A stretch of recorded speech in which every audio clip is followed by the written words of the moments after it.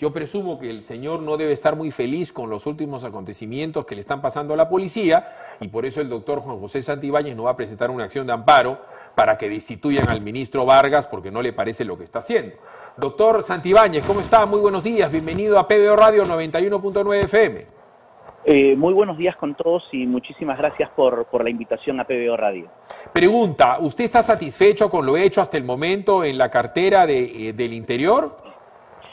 Bueno, absolutamente no. Lamentablemente no solamente este tipo de acciones iniciales están mostrando un descontrol, una falta de conocimiento y lo que es peor aún, están haciendo incurrir al señor presidente de la República, que creo que es una persona que tiene las mejores intenciones, en infracciones constitucionales, puesto que lo que acabamos de ver el día de ayer no solamente es una afectación al artículo 168 de la Constitución Política que el mismo presidente citó, sino al reglamento de la ley de la policía y a la propia ley de la policía que establece cuáles son los criterios para la selección de un director general, o mejor dicho, un comandante general de la Policía Nacional. ¿Cuáles son? Si fuera tan amable, porque a la gente que es civil no tiene por qué saber de que se tienen que escoger entre los tres más antiguos. Correcto. Le ruego que lo explique como para que lo entienda cualquier civil y evidentemente también la familia policial. Correcto, miren, la norma de la policía se regula por el decreto legislativo 1267. Y este decreto legislativo, en su artículo 8, establece que el nombramiento de un nuevo comandante general se rige por tres principios. Primero, el principio de potestad de exclusividad del nombramiento, solamente lo puede hacer el presidente de la República. Segundo, un factor de selección que se supedita necesariamente por mandato imperativo de la ley a una terna, y una terna que debe ser conformada por los tenientes generales más antiguos que forman parte de la institución. En el supuesto negado que no tuviéramos tenientes generales, o por ejemplo que hubiera uno y los demás son generales, el propio reglamento de la ley, modificado por el Decreto Supremo 011, establece que la terna se completa con los dos generales más antiguos. Y en base a ese factor de selección, se selecciona el nuevo director general de la policía, o el comandante general. Pero lo que es más aún, digamos, o más cuestionamiento genera, estimado Philip, es el principio de la temporalidad de la designación. La norma establece claramente que al comandante general de la Policía Nacional, como sucede como con el comandante general de las Fuerzas Armadas, del Ejército, de la Marina, de la FAP, se le nombra por un plazo de 2 años, que puede ser prorrogable a criterio del señor presidente de la República. Lamentablemente, en estos últimos meses hemos visto una vulneración constante de la institucionalidad de la Policía Nacional. Y lo que acaba de hacer el señor presidente de la República, lamentablemente, es una infracción constitucional, porque el artículo 168, si bien es cierto, y 167, mencionado ayer, si bien es cierto como jefe supremo de las Fuerzas Armadas y la Policía Nacional, le da la potestad de nombrar a un nuevo director general, el artículo 168 de la Constitución establece que lo tiene que hacer dentro de los cánones y parámetros de sus propias leyes y reglamentos, que son los que acabo de citar yo hace un momento. Entonces, aquí, lamentablemente, el ministro es un señor que ya tiene experiencia en el sector, bueno, no creo tan exitosa, porque recordemos que el ministro Vargas es el ministro que promocionó los mega operativos, y recordemos que un mega operativo fue el de los Babies de Oquendo, y que hace aproximadamente 2 meses el fiscal se desistió de su acusación, porque contra ninguno de los policías que se dejó, digamos, de los 14 policías que formaron parte de la investigación, se les demostró nada, y el mismo fiscal retiró la acusación, es el mismo que hoy está ocupando el cargo de ministro. Entonces, recordemos pues que estamos hablando de una persona que probablemente tiene experiencia en el sector, pero digamos no una experiencia muy brillante. Correcto. Por llamarlo. A ver, ¿no? Entonces, veamos. Es el principal asesor en este momento del presidente en esos temas, y lo está haciendo, digamos, quebrar la Constitución y vulnerar las leyes y los reglamentos. A ver, pero hablando de quebrar la Constitución, en la Constitución del Perú y en la ley penal peruana, todo el mundo, todos, civiles y militares, son inocentes hasta que se le pruebe lo contrario. Los delitos se prueban. No es que yo supongo que Santibáñez es un delincuente y ya lo es. porque desgraciadamente ahora está de moda, como yo supongo, o Santibáñez supone que lo meto preso, le destrozo la vida, lo enmarroco, lo pongo como detenido, y eso lo ha hecho muchísimas veces. Por ejemplo, el señor... Luego publicaron un panfleto, tú te acordarás que yo le llamo panfleto, llamado Megaoperativos, que dicho sea de paso, te comento, fue publicado con el dinero de todos los peruanos. Ya, pero por eso lo que me interesa, perdón, por eso lo que me interesa es fijar en la población, es que esto de los megaoperativos y todos los nombres medio extraños, que los babies, que los raqueteros, que los finos, que los charlies, todo eso se puso recontra de moda cuando Basombrío era ministro. Y este señor estaba ahí. Entonces, ¿cuál es el problema? De que en todos esos operativos que salían todos los días en televisión, capturaban a 30 y salían a las 48 horas 28, y al mes salían los otros señores por habeas corpus porque los habían metido en la cárcel por las puras, y de todos esos megaoperativos, todos los que cayeron y los pusieron detenidos, enmarrocados, imputados, les destrozaron la vida, o eran inocentes o son delincuentes que siguen en la calle. O sea, todo eso fue un gran show. Eso es algo que está ahí, es historia. Ahora el problema es que han variado esa modalidad, pero con la misma esencia, y los grandes delincuentes son la policía, por la cual ha pedido disculpas el presidente de la República. El señor Vargas el día de ayer junto con el señor Chincha ya dijeron que los ternas son los que han llevado las canicas y los balines, y que además los chicos Brian e Inti son víctimas de la policía, cuando las investigaciones ni siquiera han concluido, porque esa desgracia no tiene una semana. ¿Cómo puede inferir el presidente y el ministro y el señor periodista, que no responde a nadie más que a los intereses de su jefe, quién es culpable de qué? ¿Dónde está el derecho de la gente del Grupo Terna, el derecho de los 90 policías heridos, de los 6 policías que han sido maltratados dentro de sus propias unidades a pedradas, o de las 2 mujeres policías que casi calatean en la calle, como cuando vejaron a una señora en una comisaría? Doctor, lo escucho. Mira, yo quiero referir o quiero parafrasear una frase que se dijo hace muchísimos años, y se decía: el hecho de ser uniformado no significa no tener derechos. Y lo dijo George Washington hace aproximadamente 200 años. Aquí, lamentablemente, se dio un suceso y un hecho que creo absolutamente todos los peruanos lamentamos. Ninguna vida debió perderse en lo que sí particularmente considero un derecho fundamental de las personas de salir a reclamar y salir a exigir algún derecho, pero también es cierto que los efectivos policiales tienen derechos humanos y tienen derechos fundamentales que tienen que ser respetados. Aquí estamos acostumbrados, lamentablemente en el país, de vulnerar el derecho al debido proceso, de acusar, de denunciar, de dar nombres, y luego, cuando ya no estamos en el poder, estamos sentados en un centro de conciliación, como lo ha hecho el exministro que tú acabas de citar, en un centro de conciliación denunciado por todos los efectivos que fueron injustamente involucrados en el caso Babies, que acabas también de mencionar. Entonces, vuelvo a reiterar, aquí estamos hablando de una situación en donde se viene dejando, creo, de manera constante a la policía como institución, se viene dejando a su propio personal policial, pero esto lamentablemente es consecuencia de creo que un plan estratégico que de alguna u otra manera hablando de planes y estrategias, ¿no? En el mundo es un plan estratégico el tener agentes encubiertos para no solamente labores de inteligencia cotidianas, sino para también con situaciones de excepción. Una de las cosas que se ha hecho es atribuirle al Grupo Terna desaparición de personas, y al final no ha habido ni un solo desaparecido al respecto del Grupo Terna, ni de ninguna índole. Pero hemos visto con un fragor gente de prensa y hasta el propio ministro decir que el Grupo Terna no tiene que ver con las manifestaciones porque no pueden hacer tal o cual cosa porque para eso no están hechos.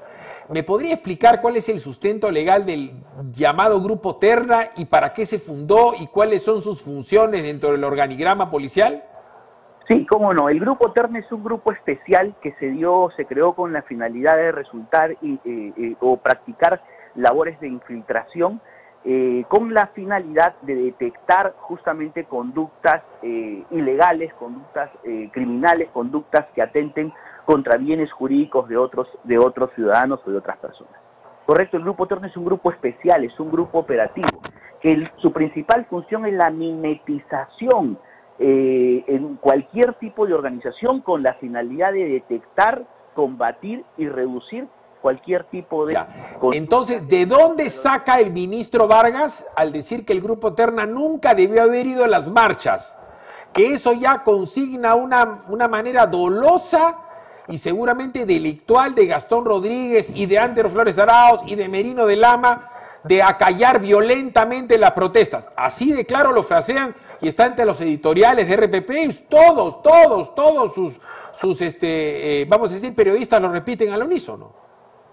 Y bueno, lamentablemente, pues yo del señor ministro no me puedo esperar grandes definiciones ni grandes conclusiones. Vuelvo a reiterar, creo que los antecedentes que ya hemos citado aquí pintan de cuerpo entero una gestión anterior que fracasó, una gestión terrible, una gestión que hoy por hoy viene respondiendo frente a la vulneración de derechos humanos que generó en su oportunidad contra efectivos policiales, y vuelvo a sostener, lamentablemente, la posición que está adoptando en este momento el señor presidente de la República es una infracción constitucional, y hay que advertírselo y hacerle llegar esta nota, porque definitivamente triste es o triste sería que transcurrido los 8 meses de su gestión termine con una demanda, con una denuncia que entiendo yo que los oficiales y diverso personal policial ya está iniciando, ¿no? A ver, una consulta. Para cuando subió, no recuerdo el nombre, el primer comandante general de la policía del gobierno de Ollanta-Humala Nadine, también relegaron, pero creo que fueron 34 o 38 oficiales. Ahora han sido, creo que 18 o 15, no me queda claro el número. También me han comentado, y esta es la pregunta que le traslado, si es que es posible que estos señores presenten acciones de amparo para que sean restituidos en un futuro de sus carreras. ¿Es esto cierto? A ver, vamos a hablar de manera general. Cualquier persona, en el caso, por ejemplo, de estos oficiales generales, cualquiera de ellos pudiera presentar una demanda de amparo constitucional. ¿Por qué? Porque hay una afectación manifiesta a la ley, hay una afectación manifiesta a la Constitución. Pero el tema no termina ahí. El tema es que posteriormente, cuando esas demandas sean declaradas fundadas, el Estado se encuentra en la obligación de indemnizarlos. Yo te voy a comentar, estimado Filipe, ¿sabes cuánto está? Y eso es un dato absolutamente cierto, porque son procesos que nosotros hemos patrocinado. ¿Sabes cuánto ha ordenado el Poder Judicial que se le pague a un oficial invitado al retiro por renovación de cuadros de manera arbitraria? Ni idea. Entre 240.000 y 380.000 soles. Y eso nos cuesta a todos los peruanos, ¿correcto? Pero es un derecho que tiene toda persona que ve vulnerado su honor, vulnerado su derecho, vulnerada la ley, para afectarle un derecho fundamental. Y recordemos que todo lo referido a la estabilidad y al respeto del empleo de un funcionario público está previsto en un tratado que es el Protocolo Adicional de Derechos Humanos, suscrito por el Perú en 1956, artículo 7. Tanto hace referencia, señor ministro, a los derechos humanos, entonces que lea los tratados. Ya, pero a ver, el presidente cuando ha dado su mensaje a la nación ha dicho que ha renovado por los luctuosos sucesos de las protestas, pero también porque hay una gran corrupción en la policía como consecuencia de estas compras medias raras, truchas, desorganizadas, califíquelo usted como quiera, durante el COVID. Lo que me llama la atención que el señor, siendo congresista y miembro del Partido Morado, no haya hecho una sola denuncia, no se ha llevado a interpelar al ministro del pliego y que ahora hablen de manera general, ¿no es cierto?, y que se tome una racia, porque ¿cómo quedan, además del el ministro anterior, cómo queda, no sé, pues el general Lam o el general X o el Y, a quienes le tocaban? Yo te respondo fácilmente, Filipe. Sácame una sola acusación fiscal. Así es simple. Bueno, hay un policía que está preso. No. A ver. Un momento. Ese efectivo policial, que es un general de la policía, está en prisión preventiva. No hay acusación fiscal. La prisión preventiva, como tú sabes, de acuerdo al Código Procesal Penal, establece que es un acto prácticamente cautelar que se dicta ante la existencia de graves y fundados elementos de convicción, pero durante el desarrollo del proceso judicial puede resultar que el señor puede ser declarado inocente. Volvemos al tema. Saca una sola acusación fiscal donde exista algún oficial, sin importar el grado, general, mayor, ¿verdad?, en donde la Fiscalía haya acusado expresamente y haya demostrado ese tema. Ya bueno, entonces de manera genérica el presidente hace alusión a eso, los vota, evidentemente los mancilla, porque a los papás de esos chicos, a los hijos de esos generales van a decir, lo votaron a tu papá por corrupto o por asesino. Ok, esa es parte de la desgracia de esos señores. Pero yo me pregunto, después van a hacer una comisión reorganizadora para la reforma de la policía, cuando es un gobierno que tiene 5 meses de vida. O sea, la reforma de la policía es un tangazo, con el perdón del exabrupto, doctor. Yo sé que usted es un abogado que no está acostumbrado a tamaña vulgaridad, pero una de las más grandes mentiras de la historia del Perú es la reorganización de las Fuerzas Armadas y Policiales. Lo vengo escuchando hace 30 años. Entonces estos señores descabezan a la policía y el próximo gobierno no le va a gustar esta descabezada y van a volver a sacar a... Entonces, estamos dando tumbo tras tumbo. ¿Quién pretende reorganizar la policía con comisiones de civiles y con civiles administrados a policía? Es decir, servir, pone gerentes porque en buen romance los generales son ladrones. Eso es lo que nos están diciendo. Mira, te comento, Filipe, yo estuve invitado a la reorganización de la policía en Honduras por justamente el director de disciplina de la policía, el licenciado Alan Argañal, en Honduras. Y eso duró años. ¡Años! ¿Por qué? Porque para empezar, si tú quieres reorganizar una institución como la Policía Nacional, lo primero que tienes que prevenir es que tengan una ley de ascensos, no una norma, por ejemplo, que cambian todos los años. Ahora, mira, empezando el proceso de ascenso el 1 de enero, donde todos los oficiales sabían cuál era su puntaje, el 15 de enero sacaron un decreto de urgencia, el 012-2020, y quitaron puntaje a las comisarías y a las zonas de emergencia. Y hoy por hoy, oficiales que ya se habían proyectado ascender, simplemente ven truncadas sus posiciones. ¿Por qué? Porque estamos acostumbrados a que ni siquiera en cada cambio de gobierno, sino en cada cambio de ministro, estamos acostumbrados a que cada uno... O sea, todos creen ser los grandes reformadores y refundadores de la policía del Perú. Por supuesto. Entonces, yo me pregunto, ¿quiénes van a estar en esa comisión? Quienes han sido ya exministros con realmente gestiones absolutamente fracasadas. ¿Quiénes van a ser? O sea, quienes han fracasado en la gestión hoy pretenden... ¿El señor Gino Costa ha tenido presencia en la policía alguna vez en su vida? Mira, a ver, yo que recuerde del señor Gino Costa, me acuerdo justamente porque cuento con el documento, con un oficio cuando se requirió pases al retiro de oficiales. No recuerdo mayor gestión positiva, igual que otros ministros, ¿no? Pero como te vuelvo a reiterar, para mí particularmente, ni el señor ni otros exministros que hacen referencia pues son, digamos, referentes para hacer una reforma. Probablemente la reforma de la Policía Nacional, lo más conveniente sería recurrir a asesores internacionales que ya han... No, pero además, doctor, perdón que lo interrumpa, doctor, estamos en plena pandemia y en pleno proceso electoral, con un gobierno que tiene fecha de caducidad. ¿Cómo se les ocurre iniciar una reforma? No digo que se haga hoy. La reforma yo creo que en este momento no resulta pertinente ni tampoco es el tiempo ideal. En este momento el Estado debería estar preocupado por combatir o preparar al Perú para la segunda ola, que estamos viendo que se está generando ya por toda Europa y que de todas maneras va a venir, creo que aquí al Perú, y por otro lado, para garantizar que las elecciones se lleven a cabo dentro de una praxis democrática que creo que absolutamente todos... A ver, para terminar con algo que es con lo que comenzamos, dicho sea de paso. ¿Cómo saber quién mató a Inti y quién mató a Brian? ¿Quién es el responsable?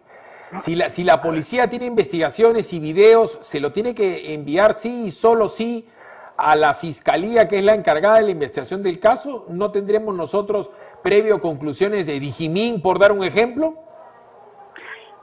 A ver, con respecto a este tema, y te vuelvo a repetir, estimado Phil, yo creo que absolutamente nadie debió morir. estos dos personas, estos dos muchachos que refieres, definitivamente, a mi criterio, fueron a hacer uso de su derecho democrático. Nadie debió morir, pero eso significa que le imputemos una responsabilidad directa a la policía, porque esto tiene que ser consecuencia de una investigación que nos permita llegar a los responsables de este tan lamentable hecho. Pero eso tampoco, bajo ninguna circunstancia, puede facultar a un ministro y a un presidente a vulnerar la Constitución para que, en llamado de la justicia, se vulneren honras y se vulneren instituciones públicas como se está haciendo con la Policía Nacional del Perú. Correcto, ha sido muy amable con nosotros el doctor Juan José Santibáñez, abogado experto en Derecho Policial. Muy buenos días. Muchas gracias. Nosotros defendemos la ley y la justicia. Si uno no se da cuenta de lo que está pasando en el Perú es porque, claro, hay una avalancha de informaciones y desinformaciones. La policía no es cualquier cosa, a la policía se le tiene que respetar, porque el día de mañana que hay un desalojo cerca de tu casa, ahí va a tener que estar la policía. El día de mañana que vengan ladrones, una algarada, al querer robar una farmacia o querer robar una botica, tiene que estar la policía para pararlos.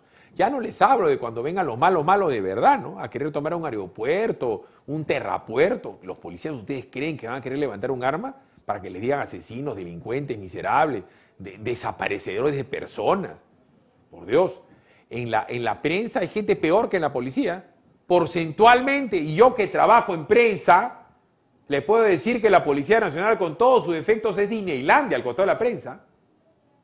Yo se lo digo clarito, ¿eh? Yo he trabajado en estos años y no hay lugar más vil para trabajar que los medios de prensa.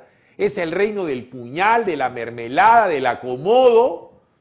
No me vengan que en la prensa están acá para dar lecciones de ética a la Policía Nacional, ¿eh? Por si acaso, ¿eh? Si te gustó este video, ya sabes, dale like y únete a nuestra inmensa comunidad en el PBO Digital de nuestro Facebook. Mueve la campanita, suscríbete en la página del PBO Digital de YouTube. Y por supuesto, comenta y comparte en nuestro @PBO Digital vía Twitter. Con Centenario, ahora comprar tu lote en el Sur Chico es facilote. Ya lanzamos nuestro nuevo proyecto de urbanización, Loma Bonita, ubicado en el kilómetro 50.5 de la Panamericana Sur. Compra tu lote sin inicial y hasta 12 meses sin intereses. Solo necesitas tu DNI, un recibo de agua o luz y listo. Sin evaluación crediticia y hasta 15 años para pagar. Para mayor información, contáctanos al 01-616-9009 o visita www.terreno.pe. Centenario, más de 90 años haciendo propietarios más fácil.